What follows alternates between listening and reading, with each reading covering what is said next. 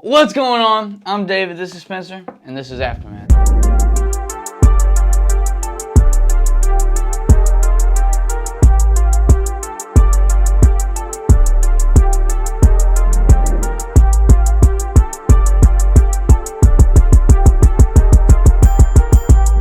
Welcome back to Aftermath, the Sportscast. We cover the 912 area. We just got done with week 7. We got a great episode for y'all. We're going to start it out with scores, go into the drama with the midseason rankings, finishing up with the game of the week that we were at last week. But first, week 7, first week was Beach. Our first game was Beach versus Savannah Country Day, I believe. This week what was your final score? I know you're at 61-11, 61-12. I'm like 60-12, or 61-12. Anyways, only got one wrong. Yeah, you only got one wrong. You did pretty good this week. First one, which you did not get wrong. Savannah Country Day would win this 65-6 against Beach. Liberty County would shut out Groves 41-0. Boy, Come on, Groves. I got to do better than that. Hopefully they compete. They play Johnson in 2 weeks. I might pop out of that one. That's going to be a good game. Calvary would shut out Johnson, speaking of it. Calvary won this 56-0. I was watching Caden's interview when he was on Demasi's show, and he said the varsity was only out there for like a quarter and a half or something. Yeah. Like they didn't even play 2 quarters. Yeah. But defense had like 3 pick sixes in the first half, I heard, but... Yeah. On to the next one, Savannah Christian would beat Long County in a close one, 42-32. That's good, man. I heard Long County has a good team this year. They finished 3rd last year in the region, so looks like they're going to finish 3rd again. But shout out Savannah Christian. They had to bounce back. Islands would lose again this week. Southeast Bullock would beat them 30-7. Might, outside of the Windsor game, that's the lowest amount of points someone's put up on them. Someone texted me and said the O-line had a better performance. So they're definitely going to need it because these next 4 games for them is going to be tough. Yeah. Windsor would get shut out by Tattnall County 27-0. There's a lot of shutouts this week. Yeah, well, dang. And somebody texted me on Windsor's team and said, come to this game. It should be a good one. Say it's region time. It's getting the region people trying to make some statements. That didn't seem like a good statement to me, at least for Windsor's side. Memorial Day, I believe, had their quarterback back this week, but he wasn't back. He wasn't back. That's why I got the dub for this one. I didn't know if you had contacted Coach Taylor about that. That's what I heard. Yeah. On I want to say it was Demasi's show. They said that he wasn't back yet. Edmund Burke Academy would end up beating Memorial Day 43-7, making quick work of that. St. Andrews would fall this week, surprisingly, to Robert Toombs Christian Academy, 42-29. They're the reason I couldn't go undefeated. Dang. That's when you put your faith in St. Andrews. I'm joking. No, they done pretty good all year. I was uncalled for. Bethesda would go and win again. I believe they are now 7-0. Yeah, man. 32-12 against Orangeburg. It's the first team that actually gave them a little bit of competition. Yeah, they scored, which they haven't scored on since week 1. Yeah. So Bethesda's got a good team. We'll be out there later this week to check them out.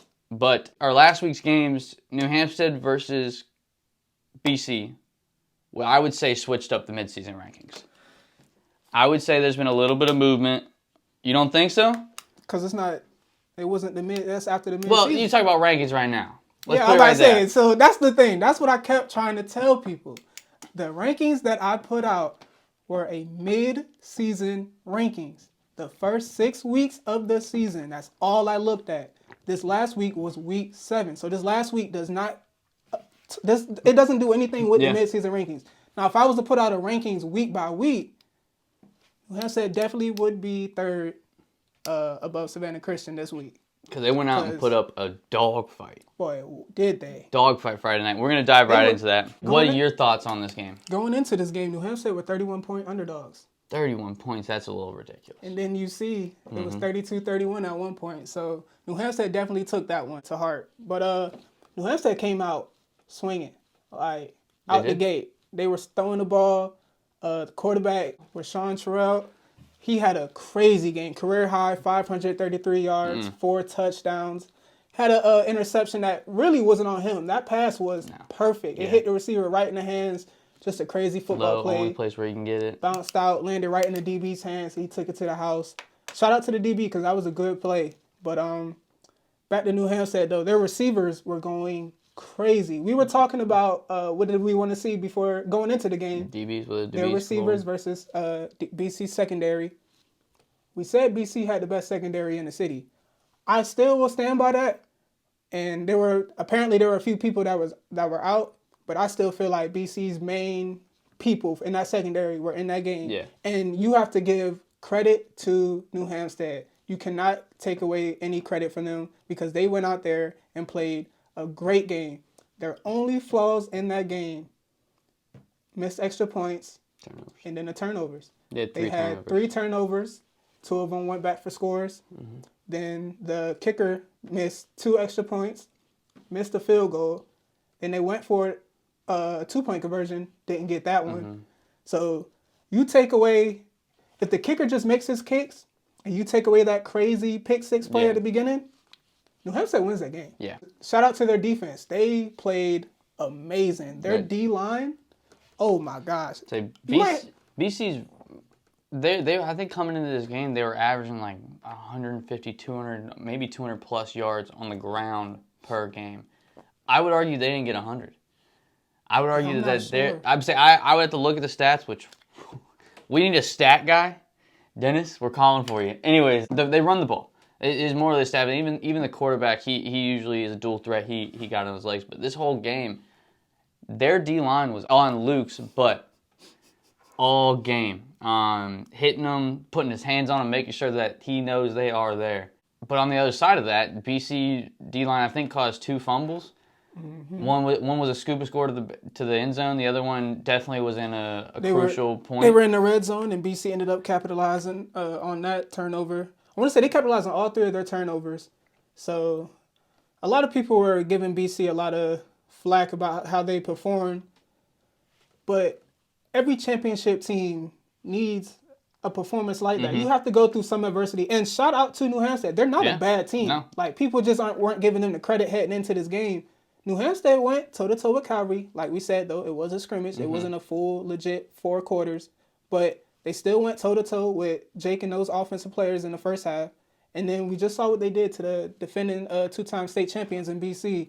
So if New Hampstead cleans up their turnovers and gets their special teams right, they can make some big noise in the playoffs this year. Deep runs in the playoffs. It's going to be interesting. They got Wayne County and Burke County in their region as well.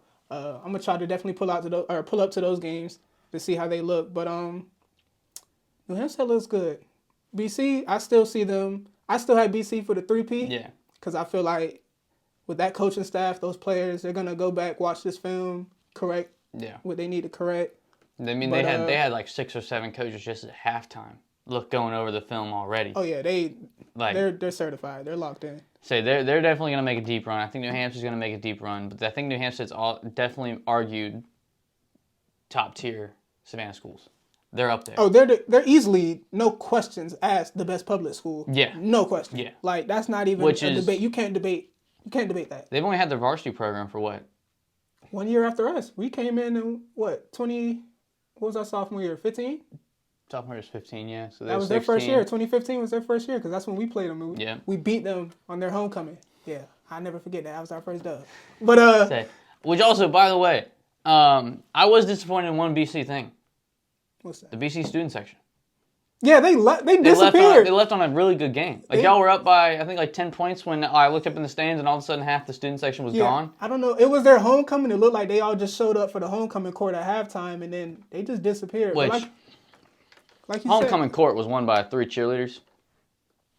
Rigged. Oh, wow. But anyways. No, overall, it's great game. Quick shout out to the receivers, though. We got Kamari Maxwell, six receptions for 156 yards, 1 touchdown. You had Jalen Hampton with 3 touchdowns, 2 receiving, 1 catching for 243 yards. They really let this man sling the ball. No. They didn't come into this game with their knee down, saying that we're going to run the clock out, we're going to try to keep it like that. They said, let's go into a dogfight with the best. And I definitely think that they earned some respect. They've earned our respect. And hopefully they earn the city's respect because someone's got to someone's got to do it. But overall, I think BC's offense played okay. Their defense won them this game with the 3 turnovers, a pick 6, a fumble, a scoop and score. That's 14 points. That was the only reason they were up in the first half. Other than that, I don't think they got their first down until like 7 minutes left in the second quarter. Another thing with New Hampshire that I was questioning, the play going into halftime. It was 6 seconds left on the clock. I would have kicked the field goal. But I would. Well, at I least wouldn't even it's gone 6 for seconds left yeah. though. You have at least time for one quick pass to Yeah. at least have at least 2 to 3 seconds on the clock. Just make quick sure- snap, slant, or you just throw it up. You just gotta make sure it's a But- shot for the end zone. Yeah, they did that run play and BC stuffed it. That was a big momentum change for them because I don't remember the exact score, but I definitely would have gave New Hampstead a lot of momentum going into halftime if they would have scored right there. New Hampstead's legit, man. They're legit. And hopefully they we're definitely gonna keep tabs on them, see how far they make a run to the playoffs. Because I'm guessing third round. New Hampstead. I don't think they go out first round. I don't think. If they play like they did Friday night, they're not going out first round. Just gotta clean up the turnovers. Yep. That's Yep. all. That's the only thing that will hurt them. Those Those playoff turnovers times, and those special teams. That is important. Yep. And to talk about one last thing, when we pick a team, it's not that we don't want the other team to win. Well, I was on the New Hampstead sideline. Not much people that are watching, y'all know I was over there. When you're going against the 2-time defending state champs that are undefeated, it's hard to pick against them. They haven't given you a reason to pick against them, so it's not that I don't think y'all could pull it out. I was 100%, especially being on y'all sideline, I was rooting for y'all most of the time. Hey, I ain't gonna lie. I done picked the underdog like 4 times, and I done lost all 4. I'm trying to have my final standings look great. Yeah, What if am you I, got 60 and 12? 61 or 6. I think it's 61 and 12. 61 and 12? Come on, man. I'm But eating right now. so that is all we have for this episode. Make sure y'all go like, comment, subscribe, share with your friends. We are almost at 2K. We are, 80 subscribers away from 2K. Help us go hit it. Man. Shout out to Demasi and them for having us on their show this past weekend. Big shout out. We had a great time. Make sure y'all go check out Sports Prep Report, Coach's Corner on Facebook, on YouTube. He did a big solid for us having us on. But until Thursday, peace.